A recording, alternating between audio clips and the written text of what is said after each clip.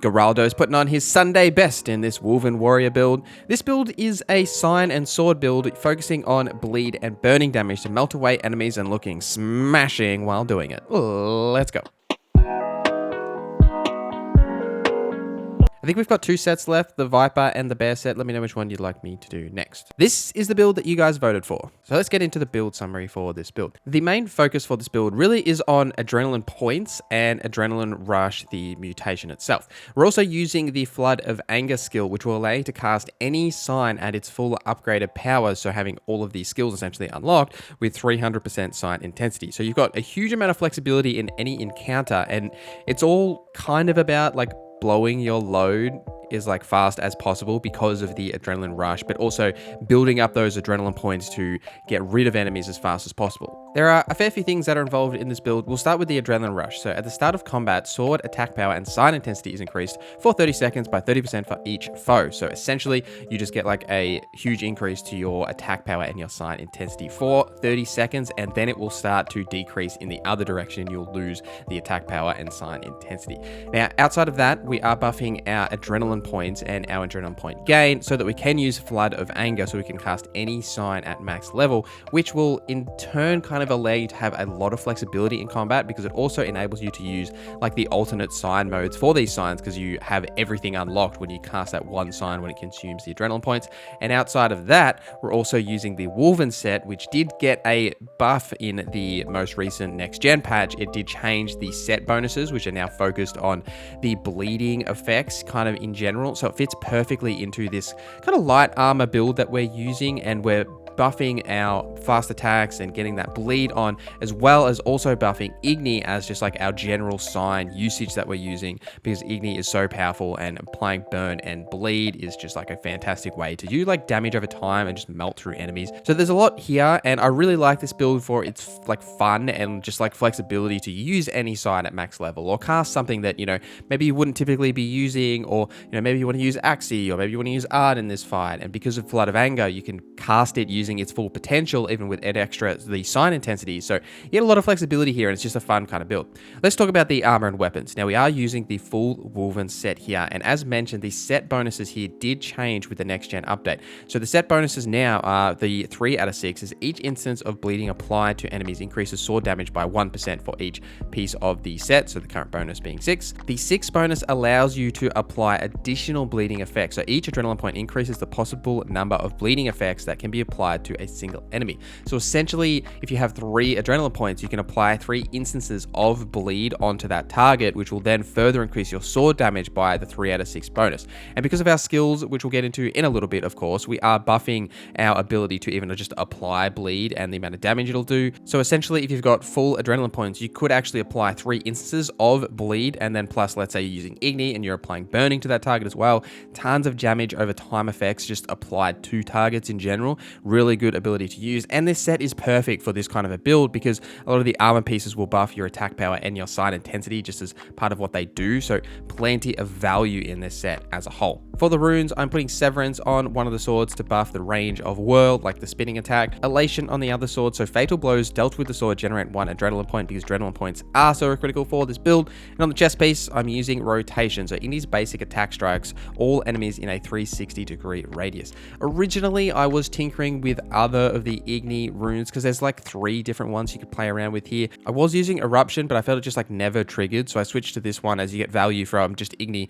casting all around you, so that's why we've kind of gone with that route. And for your just general runes on the rest of your gear, Igni sign intensity and Vitality regen is what I have gone with, because Vitality regen is super important for Death March, and we're not really using any other Vitality regen specific things, so just getting a little bit on your gear plus the Igni sign intensity is always valuable. If you didn't want to use the Wolven set, you're looking for alternatives, the Griffin set maybe because of the sign intensity and bonuses you get from that, or like the Forgotten Wolven set, but I would probably be going the Feline set because of the buffs to fast attack damage you do get, and that set is also pretty quality for this kind of a build, but we're going with the Wolven set because it does get a bit of a buff with this build and it also looks damn cool. Let's get into the skills and we're going to fly by some of these basic ones that we all know. So muscle memory to increase your fast attack damage, precise blows to increase the critical hit by 12% and fast critical hit damage. Whirl is that spinning light attack which we will use occasionally, though we're probably going to focus more on Igni for stamina rather than using this skill. Crippling strikes is super critical for this build to apply the bleed effect to enemies to lower their vitality, regen, and essence over a period of time. We're also using resolve so you don't lose adrenaline points when taking damage. Undying because deathmatch is hard, so we're putting this on as well. Razor focus so that you instantly gain 1 adrenaline point when entering combat, and sword blows do increase your adrenaline point regen, and flood of anger, which we have already talked about. So when you're casting a sign and you have 3 adrenaline points, you essentially unlock all of that sign upgrades for that sign. You cast it at max level. Now this will mean you can also use the alternate sign method. Say for Yerden and you want to put like that magic trap on the ground, which I do a lot, is probably the main skill that I'll use for flood of anger. So you can put that trap on the ground, it'll just do damage over time to targets, especially flying targets. Really good value for that. But you can use any of the alternate sign methods here except Quen. Quen seems to be bugged. I've never been able to get the active shield to actually use for Quen when I've used this like flood of anger kind of ability, but for Axie and all the other ones it does seem to work. For your sign skills, we're essentially just grabbing all of the Igni skills here, right? We're just grabbing Melt Armor, Fire Stream, Igni Intensity, and Pyro Maniac, really just to buff your Igni as much as possible, because Igni is going to be your main sign you'll use if you don't have those adrenaline points,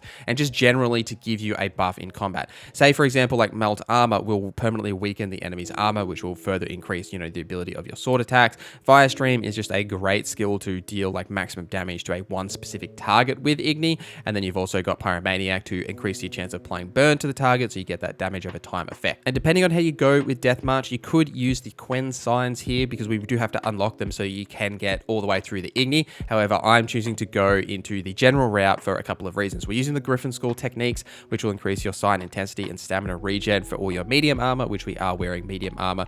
I'm also using focus, so adrenaline points increase both weapon damage and sign intensity. Because we're going to always have adrenaline points, getting that additional, weapon damage and sign intensity is valuable here for this kind of a build, as well as adrenaline burst. So adrenaline generation is increased by 5%, and using signs now also generates adrenaline points. So essentially, we're buffing our adrenaline point gain as much as possible, and then dumping that adrenaline points into like flood of anger, or even just keeping those adrenaline points for say bleed or any of the other benefits we're getting from having those adrenaline points in general. It was mentioned in the comments of one of these videos that you guys would like some early game variations of these builds, so here is that. This is actually the build that I have been streaming with on my streams if you have been watching those. Also, you should be watching those if you haven't. The main difference here is that we are using the Quen signs rather than Igni, though we are unlocking both of them together. Same with combat, we're just kind of leveling combat and sign skills together, but we're just using our Quen signs over Igni because Deathmarch is pretty hard and it just gives you that extra bit of protection. And this is the build that I have been using on streams. If you want to see it develop here, go and watch my streams live or go and watch the replays that I have been putting up on the channel.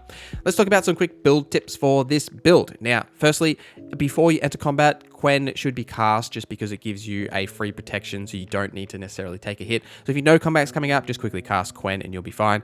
Bombs aren't really used in this build, but you can if you wish. I would be using some potions here, especially the Sign Intensity Potion and Thunderbolt to increase your attack power. They're the two main things that we want to focus on. A minor issue I have with the Adrenaline Rush mutation is that it doesn't tell you when those effects switch from being positive to negative, which is kind of irritating. So it's really kind of like your own personal internal clock. You will notice your damage increase, and the amount of damage you're doing will decrease over time the longer the fight goes. It's just worth noting in your head that you need to blow your load as fast as possible and make sure you can keep that encounter short. But some encounters will be longer, and in those kind of encounters you just kind of have to deal with it, unfortunately. But this is a fun build to play with, and I have been really enjoying this build. Let me know in the comments what you think of this build. Thank you for watching this video till the end. Thank you to our members for supporting the channel. My name is Norza, and hope you have a great day.